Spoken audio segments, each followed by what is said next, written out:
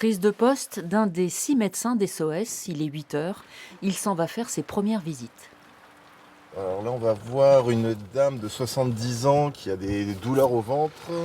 Il s'apprête à travailler 12 heures d'affilée jusqu'à 20 heures. Quels sont les critères pour les visites à domicile? Alors ici à Beauvais, c'est toutes les personnes qui sont personnes à mobilité réduite, qui ont plus de 55 ans ou les enfants en bas âge, ou tous les critères d'urgence.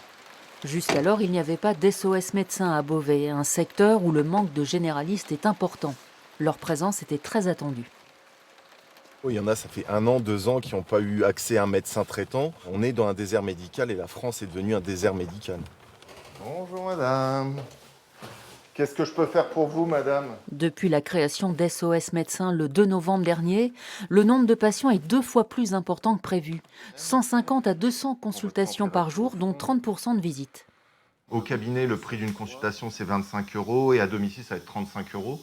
Mais tout en sachant que là, à domicile, vous voyez, ça fait déjà une demi-heure qu'on est là, je vais encore être là un quart d'heure. Et une fois toutes les charges déduites, les impôts, l'URSSAF et les charges du cabinet, il doit me rester à peu près 12 euros. Donc les 50 euros réclamés sont justifiés.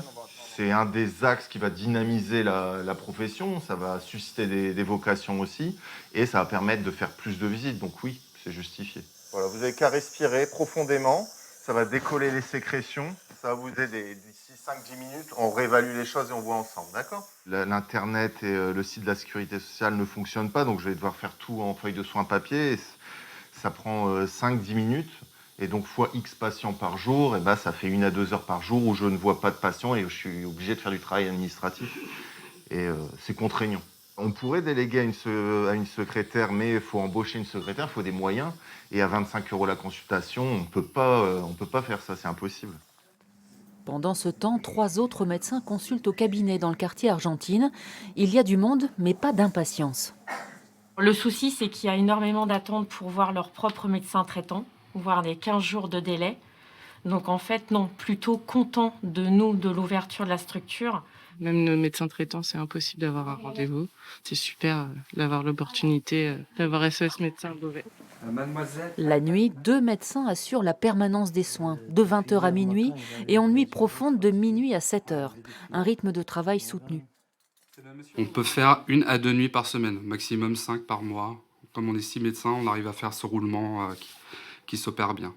Je pense qu'au niveau des urgences, on les a aidés à au moins soulager ces patients qui n'arrivaient pas à trouver de médecin le jour même et qui justement se présentaient aux urgences pour pouvoir répondre à cette demande. SOS médecins, ils l'ont créé sur leurs fonds propres.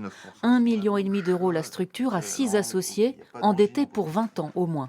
Mais vous vivez bien. Alors, on vit correctement. On n'est plus les médecins d'antan qui étaient riches et bourgeois.